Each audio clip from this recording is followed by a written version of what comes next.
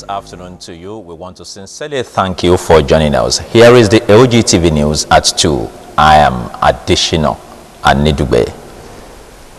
A chunk of model schools currently under construction by the Senator Ibikunle Amosun-led administration in Ogun State has reached commendable stage of completion in the quest to strengthen its leadership position in the nation's education sector. Governor Ibikunle Amosun disclosed this in Abeokuta while playing host to the Apostolic Nuncio of the Vatican to Nigeria in his office. He promised to continue to partner with the missionaries to further improve socio-economic development of the state. Details will be brought to you in our subsequent bulletins.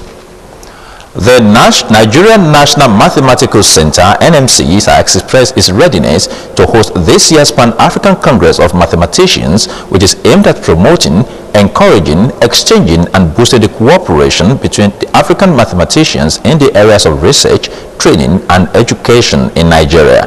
The Acting Director General of NMC, Professor Adewale Shulari, stated this while hosting the African Mathematical Union in Abuja. The President of the Union, Professor Sadio Tori, said the 8th Pan-African Congress of Mathematicians would also boost the morale of Nigerian students towards the learning of mathematics.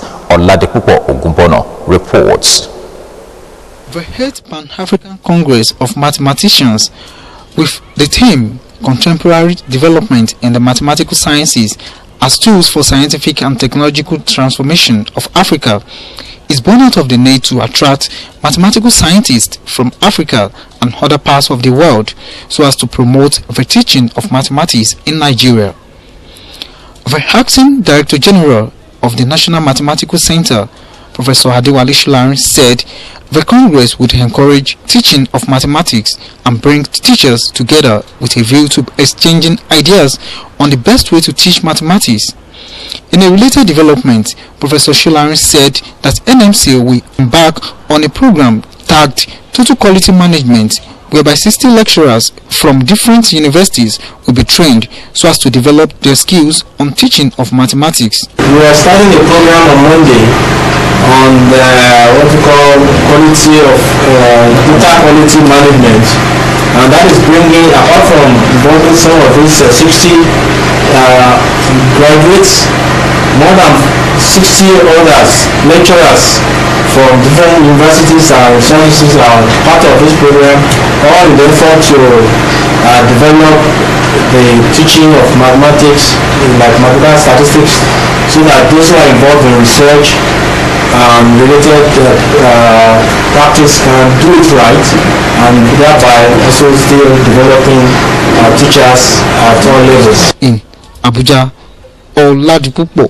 Ogumbono, Ogtv News. Traders and residents of Abeokuta, the Ogun State capital, have reiterated their support, cooperation, and unreserved commitment to the series of road construction works embarked upon by the current administration in the state, describing the action as worthwhile. This came to the fore when Ogun State Governor Senator Ibikunle Amosun paid a visit to the sites of the road projects currently ongoing in the state capital. Tunde Olanero has the story. The vision is clear, the passion is unparalleled, the zeal is unequal, the zest for the rebuilding mission is unquantifiable, as the governor of Ogun State, Senator Ibikunle Amosun, was on ground to inspect the various road projects, working 24 hours every day, no rest on Saturday or Sundays, all in a bid to ensure actualization of a better life for the people, with 6-lane roads, drainages, street lights, and other amenities to complement. The people react. Ó fine, ó ta yẹn dà torí tó yẹ pé gbà kan lórí òyìn omi àti wáyé ibẹ̀ wọ́n máa tọ́ ṣe iná ó fi àjẹ́. Inú wa dùn gidigidi kan torí fún ààbò tiwa ni torí tí bá sí pé wọ́n ṣe àwọn nǹkan yìí ọlọ́mọ ẹ̀ka tí rogun kọ́lẹ́rà fún inú wa dùn ọlọ́wọ́ adé túbọ̀ kún ọlọ́wọ́ wa lè parí ìlàwọ́ àtàlàfíà àwa náà tá a jìyà fún àwa náà àjọrò ẹ̀ lágbára Ọlọ́run. Others could not help but pray for the Ogun State helmsman. Ọlọ́wọ́ ọba ilẹ̀ ẹ̀kọ́ náà tó jẹ́ kó gbòkè wá sí ókè tó wá kó má yẹ kó má wò jálẹ̀ kálàfíà màtàrà fún títí kan gbogbo ẹ̀bíra tó wà lára. Ibara, Ita-Eko, Chukuri Totoro Road and the Ibara flyover are just tip of the iceberg of the mind-blowing infrastructural developments which are currently evolving in the state.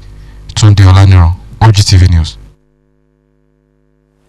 The government of Ogun State has reiterated its determination to develop Odiomi community in Ogun Waterside local government area of the state. The State Commissioner for Rural Development, Honorable Falilu Sabito, stated this in Abeokuta while playing host to some chiefs from the community who had come to intimate him of the plan of some communities to cede to the neighboring state. He said Odiomi is an integral part of Ogun State, adding that government had already given roads and electrification projects to the community. The commissioner mentioned that solar-powered energy system had already been provided for the community by the government, assuring that it would continue to provide infrastructural amenities for the communities. Honorable Sabitu assured that work would begin this week on the construction of culverts and bridges within the community, and that more medical equipment would be provided for the health center, while plans were already in place to deploy doctors and other medical personnel to the area. He also informed that 10 teachers who are indigenes of Odiomi had already been interviewed and will soon be employed by the government, urging the people to put the idea and believe that Odiomi belongs to another state. Speaking on behalf of the chiefs, the National Youth President of the community, Mr. Bakari Tanimola, appealed to the government to start work on various projects penciled for execution before the rainy season, saying this would give the people a sense of belonging as well as have a feel of the government.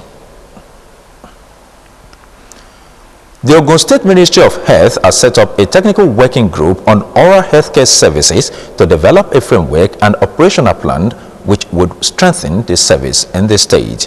Inaugurating the group, the State Commissioner for Health, Dr. Olaokunshoyinka, noted that the technical working group became necessary to further enhance preventive healthcare delivery, which the government of the day was committed to achieving.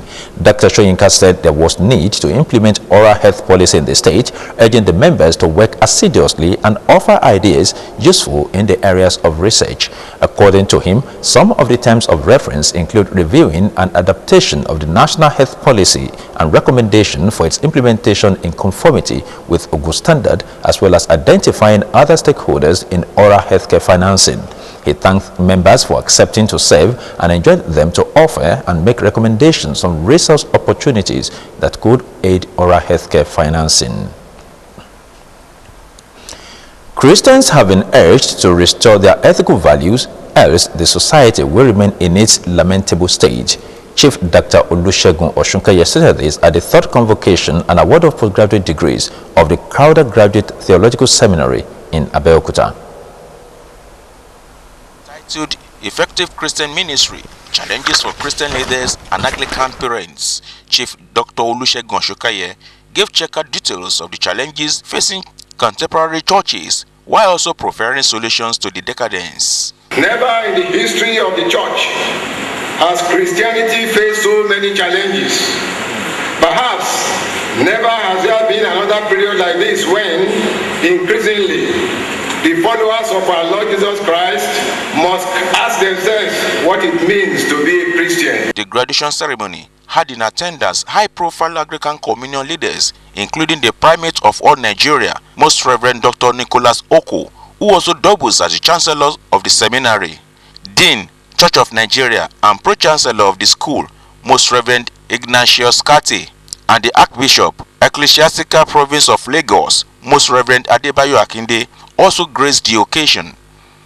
Earlier in his address, Primate of all Nigeria and the Chancellor of the seminary congratulated the graduates while urging the management of the seminary to ensure sound doctrine through biblical teachings. It is of little use to possess a PhD and settle only for normal parish work. We must justify our higher education and professionalism by making practical impact upon humanity, society, and particularly the church. The graduates, totaling 118, who according to Reverend Nicholas Oko were members of Apostolic, Pentecostal, Methodist, Baptist, and Anglican churches, were awarded degrees in their preferred theological disciplines. Rector of the school and Bishop Theologian, Reverend Dakpashaju asserted that the awarded degrees were equivalent of university standard, while also expressing his joy at the successful completion of the convocation ceremony. We just want to give glory to God. The world is in trouble. The church is the solution now. This seminary is to train people to provide solution politically, socially, ethically. We are grateful to God that this has come to be. We will redouble our effort for the future. Some of the graduates speak on their experience. It was not easy. It was actually very difficult and stressful. With God behind you, you can do all things. The graduation ceremony brings to an end the 2-day third convocation and graduation ceremonies of the Crowther Graduate Theological Seminary, Isale Igbeyin, Abeokuta. You're still watching the Ogtv News at 2. We go on this short break. When we return, we'll bring you more news and reports. First, schools had to be brought back to life. Then, a free primary and secondary school education, provision of instructional materials, purchase and distribution of textbooks and school bags for pupils and students. Payment of all outstanding debts owed tertiary institutions in the state, as well as that of WAEC fees. Regular capacity building workshops for teachers. Prompt promotion of teaching and non-teaching staff. Promotion of reading culture among pupils and students. Revival of the culture of inter-school debate and quizzes. Commencing a new phase of renovation of primary schools across the state. And now, the provision of model schools in the state. All under a year, with more to come.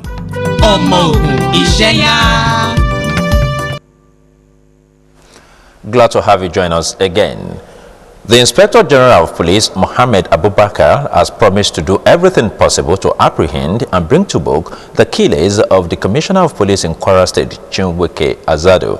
The Deputy Force Public Relations Officer, Frank Mba, quoted the Inspector General as saying circumstance surrounding the death of the late Commissioner was most unfortunate and saddening. Uba said the Inspector General had also ordered the Commissioner of Police in Enugu State to leave no stone unturned in arresting and bringing the perpetrators of the crime to justice. The late Commissioner was reportedly shot dead in his residence in Enugu on Saturday evening. Meanwhile, Kwara State Governor Abdul Fattah Ahmed has expressed shock over the assassination of the State Commissioner of Police by suspected gunmen in Enugu. He, however, described the shock as a huge loss to the Nigerian police and state security operators. Ahmed said it was painful that the late Commissioner of Police had to be another index in the annals of the growing national insecurity in the country. He called on Nigerians to work together to find an enduring solution to the problem of insecurity in the country. A 3-day workshop organized by the Ogun State Bureau of Establishment and Training was between Tuesday 5th and Thursday 7th March 2013 at the June 12 Cultural Center, Kuto, Abeokuta. The program, designed to acquaint participants, especially the new breed labor officers of the current trends in industrial relations, is expected to be declared open by the State Head of Service, Mrs. Modupe Adekunle, at 9 in the morning. A statement by the Permanent Secretary of the Bureau, Mrs. Yetunde Kujore, indicates that 200 participants made up of 86 representatives from all labor unions in the state and 14 labor desk officers from all government ministries and agencies are expected at the workshop. She enjoins participants to note the change in venue and attend punctually. Roman Catholic cardinals from around the world have gathered in Rome to begin the process of electing the next pope. The College of Cardinals will hold daily talks leading to a conclave in which a new pope will be chosen. The election process comes after Pope Benedict XVI stepped down after nearly 8 years in office, leading the world's 1.2 billion Roman Catholics. He was the first pontiff to resign in 600 years. The first pre-conclave meeting on Monday morning is to be headed by the Dean of the College of Cardinals, Cardinal Angelo Sodano. Cardinals, known as the Princes of the Church, will discuss future challenges to the Church and discreetly weigh up possible papal candidates. The conclave, to be held in the Sistine Chapel, is expected to take place next week, although not all of the 115 cardinals involved have yet arrived in Rome. The conclave in the Vatican's Sistine Chapel is expected to begin next week. The cardinal electors, those under the age of 80 who will take part in the conclave, will want the new pope to be officially installed in time to preside over the Holy Week. And Kenyans are voting in an election that observers described as the most important in the country's history. It is the first time a vote has taken place under a new constitution designed to prevent a repeat of violence that followed the 2007 polls. Reports from around the country suggested long lines of voters were forming before polling stations opened. Waiting in line outside polling stations in Nairobi hours before polls opened, the atmosphere was calm and people chanted peace. Kenyans will choose a president, members of parliament and senators, county governors and members of 47 county assemblies. 8 candidates are standing, but it is essential a two-horse race putting Prime Minister Raila Odinga against Deputy Prime Minister Uhuru Kenyatta. Some observers say they are particularly concerned about violence erupting should neither of the two front-runners poll more than 50%, in which case the vote will go to a runoff, probably on the 11th of April. Mr. Kenyatta, son of Kenya's founding father, Jomo Kenyatta, is due to stand trial at the International Criminal Court for his alleged role in orchestrating the violence 5 years ago. Mr. Kenyatta's running mate, William Ruto, has also been indicted by the court. Both men denied any wrongdoing. And as we go on the news this afternoon, we'd like you to ponder over this message. Education is the ability to listen to almost anything without losing your temper or your self-confidence. You can watch us live on www.ogtv.com.ng. For more news updates, please follow us on Twitter at Ogtv and Facebook via www.facebook.com/OgunTV. You can also share your stories and news reports with us by sending email to news@ogtv.com.ng or info@ogtv.com.ng. And that's all we have for you on the news this afternoon. Many thanks for watching. Bye for now.